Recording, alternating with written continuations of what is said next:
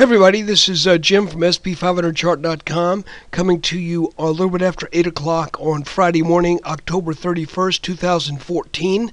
It's Halloween. Boo! Well, before we take a look at the chart, I want to remind you that this website and the video are for educational purposes only. Nothing stated at the site or in the video is intended to be used as investment advice.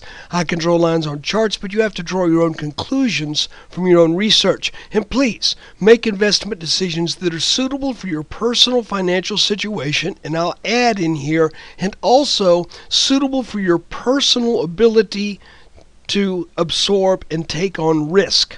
And I might say a word about that here briefly.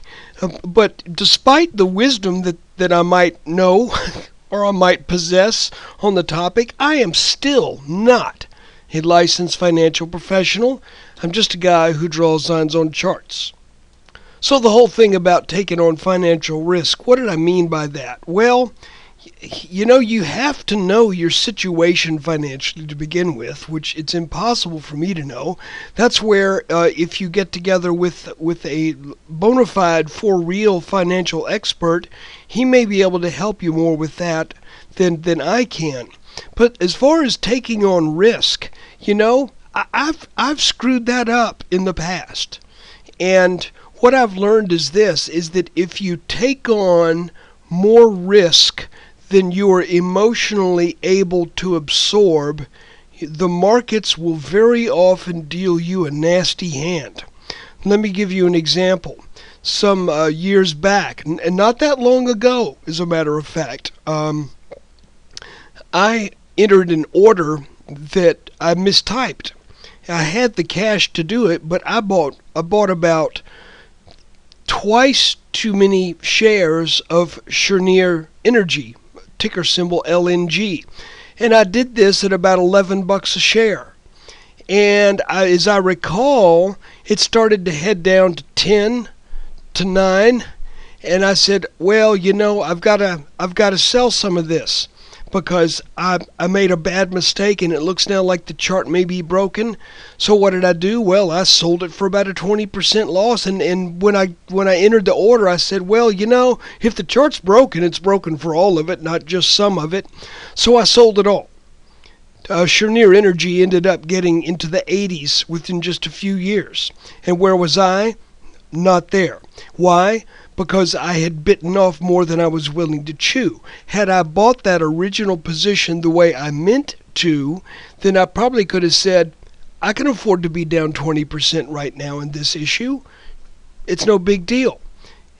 And to compound things, even though the chart did an intermediate break of trend, it wasn't too long thereafter that it just reversed and essentially went straight up. Well, live and learn. So, okay, here we are, guys. We are once again back in our red channel. Oops, not the right thing. Back in our rising red channel right here. If we back out a little bit more, we see it more clearly. And I think that's a pretty good representation of that support line.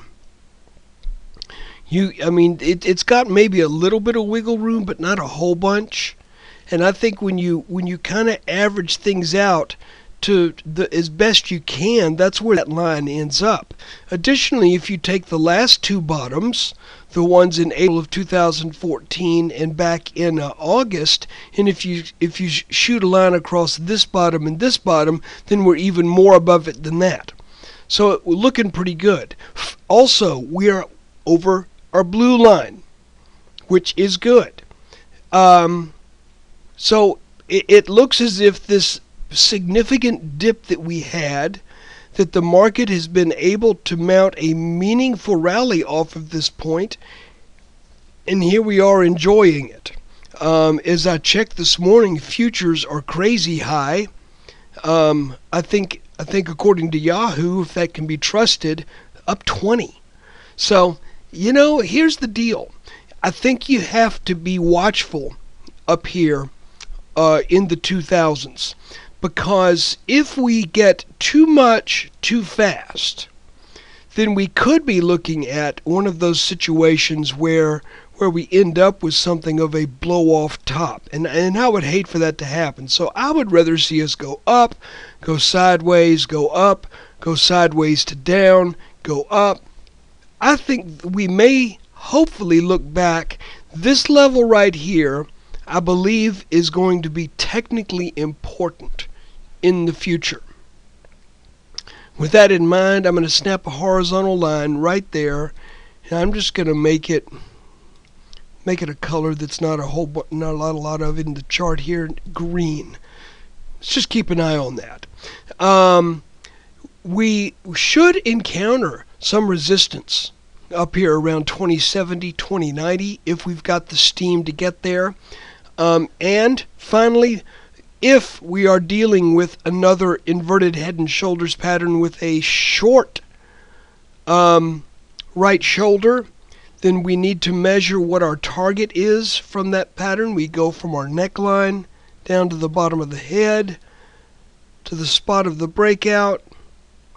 And in this case, we get a target of about 2,120, which is approximately, I'm guessing here, about 6% from where we are right now.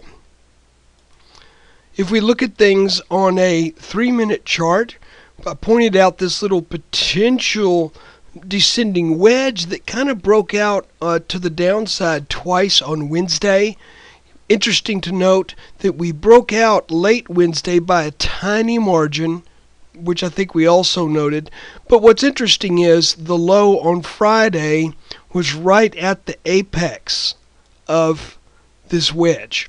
And you see that from time to time. As a matter of fact, had we extended the rally on out a bit, it's not unusual to see a return to the apex level at some point in the future where it doesn't actually touch the line, but it hits the mark. Wherever that apex is, you would extend a horizontal line. Often that gets tagged. So guys, there's your video for Thursday. I'll be more thorough on the weekly review, and it'll be interesting to see what happens today. So thank you for your patience in letting me bring this video to you on Friday morning, and thanks so much for your support. Take care.